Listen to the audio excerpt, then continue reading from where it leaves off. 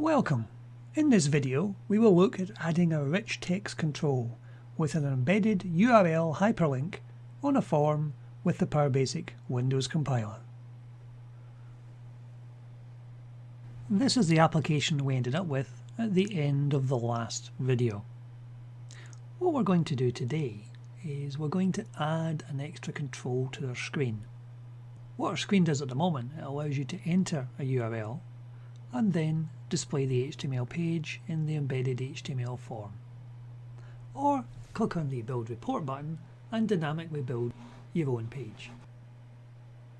As so. So what we're going to do is, if we have a need for a user to have a URL directly on a screen rather than inside an HTML control, how do we do that? Well, first thing we need to do, we need to create a bit of room on the screen to contain our URL. So let's go to our form.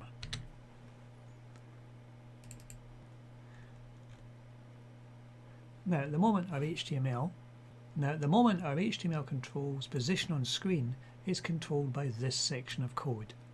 So what we're going to do, we're going to move that down a wee bit and make it a little less tall so we can actually fit in our own URL sitting above it. So we'll add 30 onto these numbers to give us a wee bit room on screen. So if we run that now,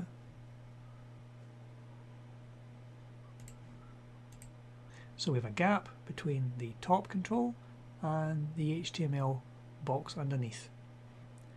So what are we going to put in there? So what we're going to do is a little tidying up. We're going to rename the sample toolbar function fun create toolbar, and we'll go to there and we'll just call it fun create toolbar. The reason I'm changing this name is if you actually go into the forms designer and change your form, it will repopulate the content of this function, which we don't want to do because we put some specific code in here at the end. So having done that, our program will still run quite happily. So if we go back to our code, what we're going to do in here is, before we create this toolbar, we're going to put some more code in that's going to put a URL onto the screen. Now one thing we're going to do in here today, which we haven't done before, is we're going to dynamically load a DLL library that's part of the Windows operating system, and contained within this library is the code we need to use to put our URL on screen. So how do we actually do that? Well, we will need a pointer to the library, which we will dimension shortly. We're calling a part of the Windows API that lets us load a library.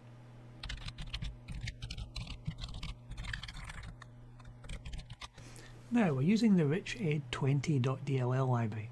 There are in fact 3 libraries you can actually use to perform this function. This is one of the middle ones. Not the first version, not the last version, but in the middle, because it does everything I want to do. This hlib variable, which contains the handle to the library we're loading. We need to test to see if this works, but before we do anything else, we will actually go back and dimension this. Now, as this is going to be a global library, we'll want to go back to where we did our globals, and we will add a new global. Around about here. Perfect.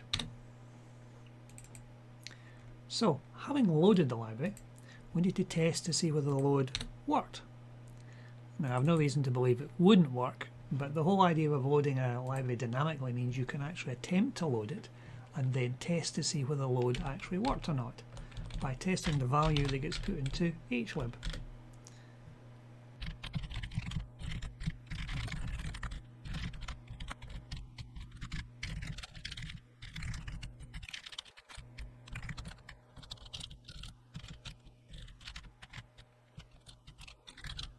So If the value in HLib is 0, it means we have not been able to load the library and we can display a message box. This is a very useful way of actually doing it. If you have any library, even the ones you create yourself, you fail to load, then you can actually detect that and either decide to continue doing the program with less functionality or to terminate the program altogether. The control is therefore in your hands. Now, having loaded the library, we can then add a control to our dialog based on that library.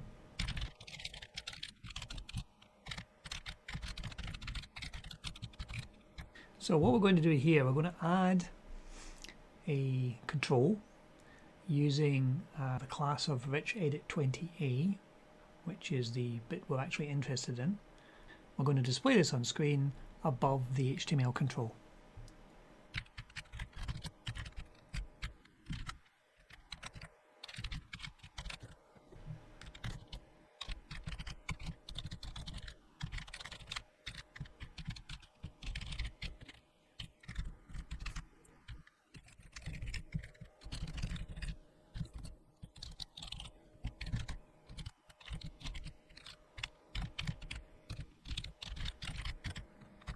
Right, we've probably added more properties to this edit box than we actually need. This gives us enough to actually do what we want. So, having created that control on screen, we're using an identifier for this control we're going to have to set up right at the beginning, where will our constants sit. Now this is one of our own constants, so we'll put this after here. And we'll give it a value that we're not using already. So let's try 1007. So if we try running this program now, there we have a rich edit control on screen, which isn't actually doing much at the moment. In fact, it's too high on screen. We need it slightly lower on screen. Need to move it down just a little bit, just below it is. It's too high up. Okay. We go back to our form. Alternatively, we can actually move the other controls down. I think we'll try that. We'll try moving them down 20 or so. Right, I think we've moved the controls around enough to give us enough room for what we want to do. So, what we want to do now is we want to create the URL in our rich text box. So, having added the rich text control, which we've seen on screen, which is completely blank at the moment, we want to put some text into it with our URL.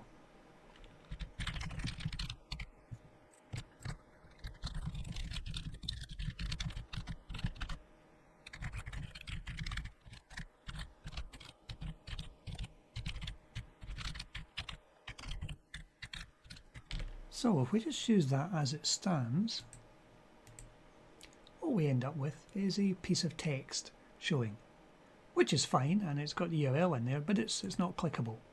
And also our background colour is completely white, and the text is quite small. So a couple of things we want to tidy up. What we want to do then, first of all, let's make the text a little bit bigger. Now we've used in previous videos the set font commands, so we're going to create a font here. So first thing to do is to go back to where we start the code, and we're going to set up a font. Now you may be setting up fonts in several of your applications, so it's always good to have a nice little routine that creates and destroys your fonts at the end. So let's create a little function to create fonts, and after the dialog is finished, we can then destroy them.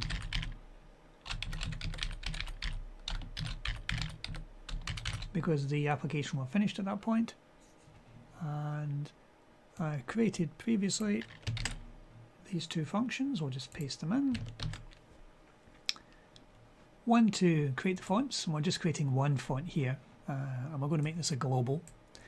We're using a new font, we're calling it Helvetica, which is the font we wish to use. We want 14 point and no bolding or anything on it. Just standard fancy character set, nothing particularly special.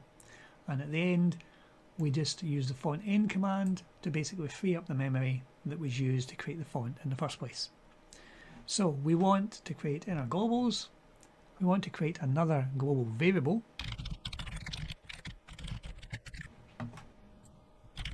So if we go back to our dialog creation, after we've added the rich text control, we can then go in and change the font.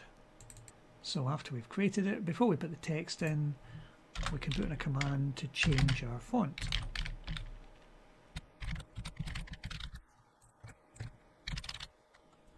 Now we want to set the background color as well, so the background color looks like the background of the form. Now another thing you can do in that one, you can actually control that by sending a message to the control. And the message we wish to use is to set the background color.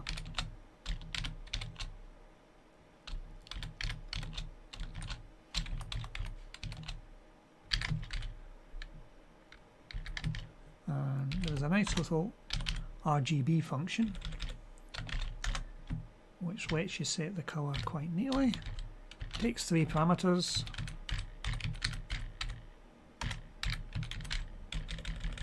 All comma delimited, and I just happen to know that 239, 239, 239 will give us a nice grey background.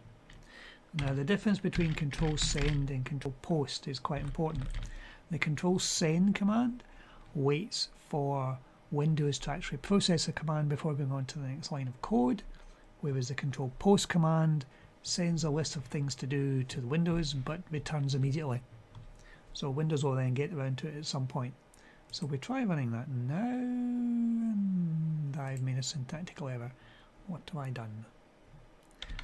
The one thing we are missing on this is there's another library, Windows library, we need to include to get some of these functions coming in.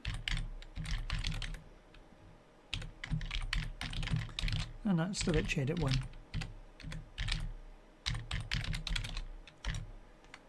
Right, now we've got that in place.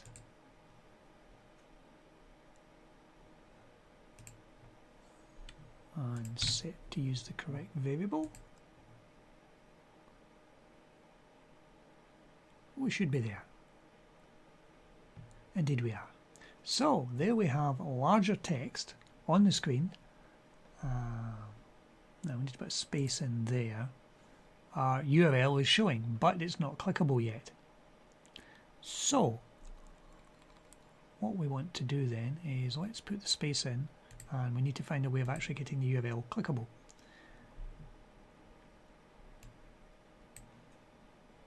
Yeah, put a space in. How are we going to make this clickable?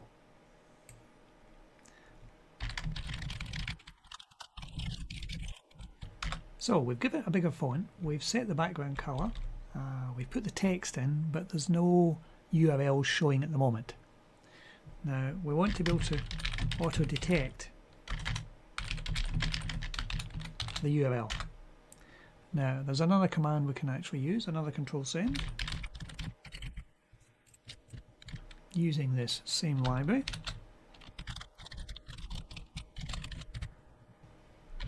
Now if we put that in place and run a code now, that single line of code has now given us an auto-detectable URL, and we spelled tutorials wrong, but we'll get correct that in a minute.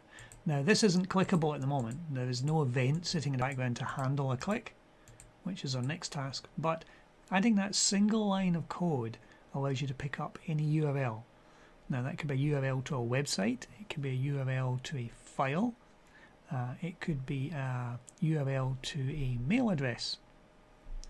So let's first of all correct our code.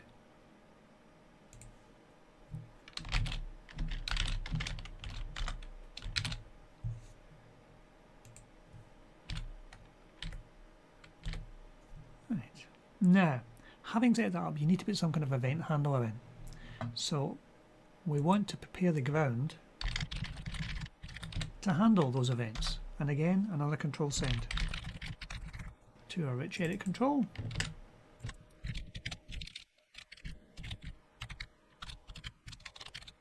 Right, okay. This will allow us to have an event which we can handle. So, where to go next? We need to go to our event handler. So we have a look at the function that handles all the events. Now at the moment we have things like the initial dialog, the activate, the command. One thing we need to put in here, as we've created a link to a library, an external library, we need to handle what happens when the system actually closes down, when the window closes. So we're going to put in another event handler called wm-destroy, which is called when the form is closed.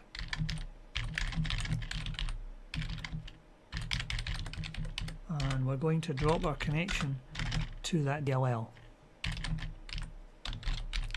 assuming we actually made the connection in the first place.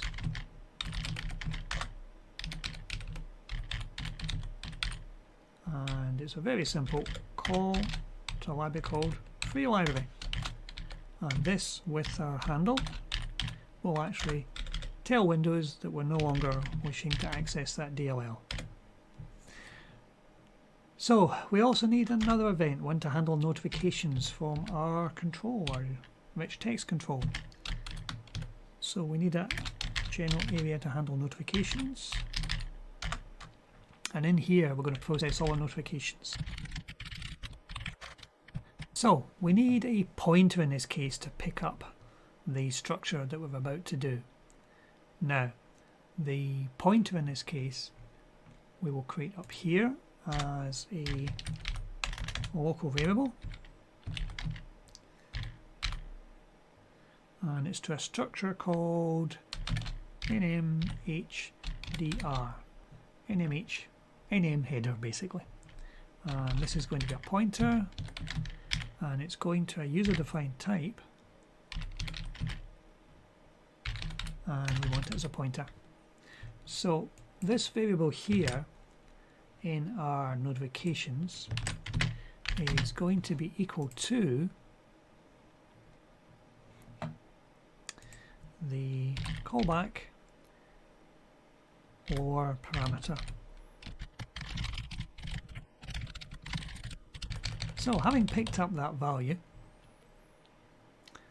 we want to test. Now at the moment we're going to have one control that's sending notifications, but in other applications you may well have multiple controls sending it. So you'll want to test to make sure you've actually got the right control. So we're using a pointer here, so we want this variable to see where we're getting the message from, and if it equals our rich edit control,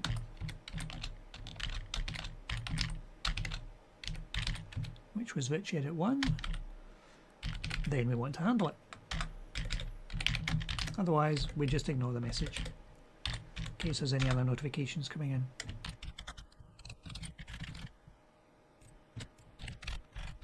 Now we're testing the code, which is the code we set up when we did the control send, and that was the en link.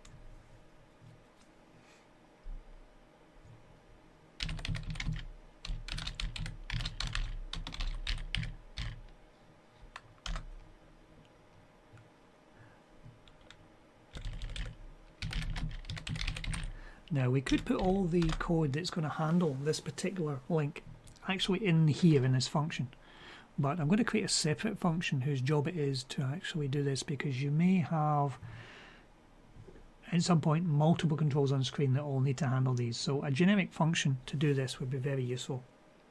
So what we're going to do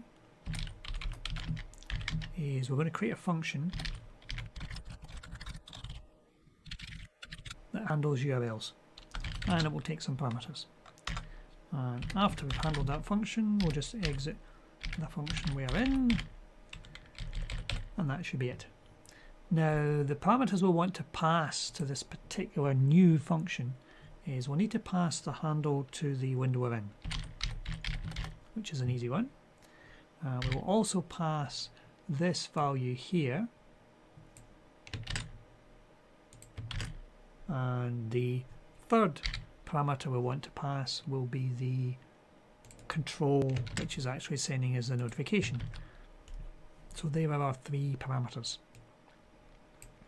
Now we already have a library which is for Windows controls.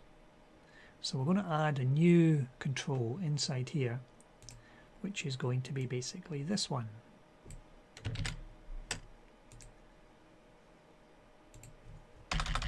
So we'll create a new function with our 3 parameters, which is going to handle any calls.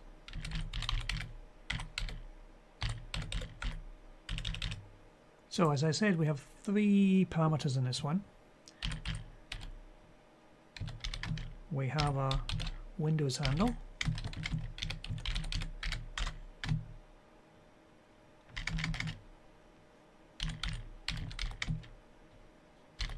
we have a pointer to our link structure,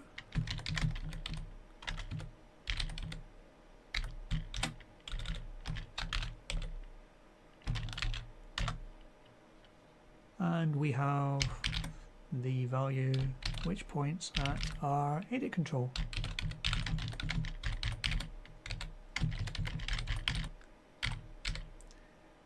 So in here, this is where the heavy lifting gets done. This is where we do all the work. Now we need to go and set up a couple of variables. Well, one variable is pointer and one is basically a type. Now if we put these in at the beginning, I'll explain these as we go. This first pointer is going to be a pointer to this type, the EN link type, which contains all the information we want. This is set up previously for you in the library we included earlier. And there's another type, a TR type, which is a text range. And finally, there's a link text variable, which is a string. Now we'll see how we actually use them. Now our first pointer variable is going to contain the value that we've passed in here, this LP link.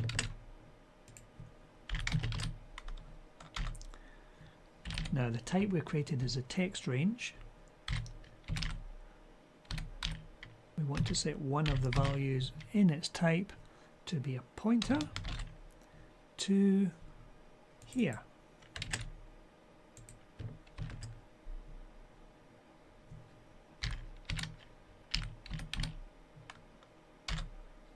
And the link text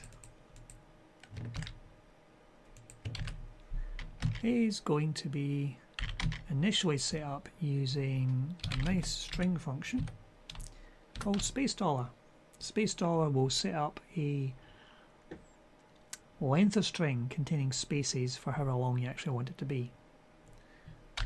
And you need to tell it, if we look at the help, how long the string is going to be. So it creates a string consists of a specified number of spaces. So basically it creates you a blank length string any length you wish. Now in this case we're going to use the structures we've already set up.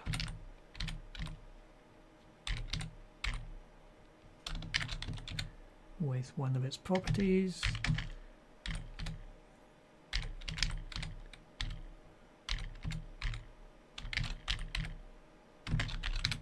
And this will set up a string long enough to handle our URL.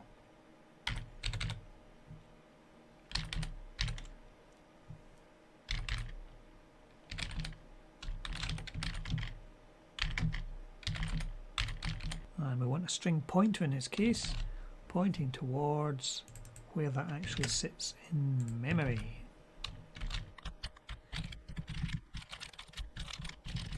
And we're going to use another control send command. We use quite a lot of these.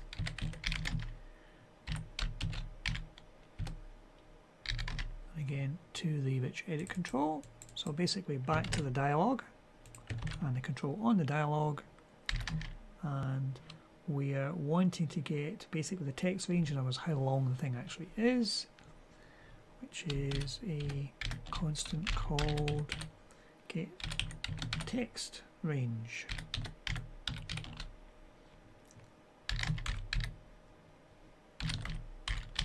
And we're using a pointer to the tr structure created to get that value back. Now, having got all that, we then have to detect what kind of message notification we're getting back from the control. Is it something we want to do, or is it something we can just ignore? So we need a select statement based on this pointer for the message property, and we're looking for, in this case, the one we're specifically interested in is when the left mouse button is actually pressed down. And the other kinds of messages you will probably get, that you definitely will get,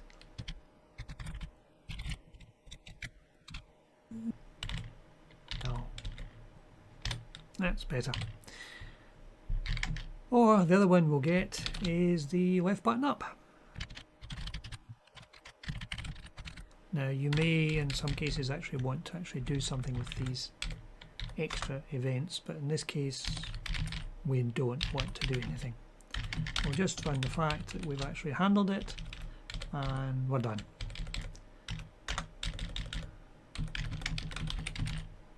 Right, okay. So what happens when the left mouse button is actually pressed down? What do we do? Well, we want to launch the default browser on the computer to get it to display the URL. And the easiest way of doing that is calling another Windows function called shell execute. And we have again a number of parameters to pass. And link text in this case contains the URL.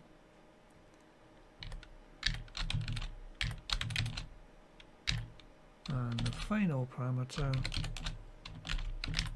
is just to show the web browser. And assuming that works, we'll return true.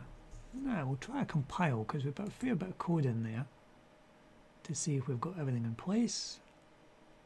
Yes, it seems quite happy. So we'll try running that now and we'll see if we've got everything in place to actually do the work. Right, okay, there we have our URL. If we double click on that or single click on that, and it brings up our default browser, which happens to be this one, and it brings up our website quite successfully. So there we have a URL on screen which looks like a URL. The mouse pointer changes to from a pointer to a hand, indicating it's clickable. When you click on it, the event triggers and very quickly launches your default browser, whatever that happens to be, and displays the web page for you. So what we've done today is we've added a rich text control to display an embedded URL hyperlink inside text and allows the user to click on it. Now there's much more we can do with rich text controls, but we'll leave that for a later video. Thank you for watching.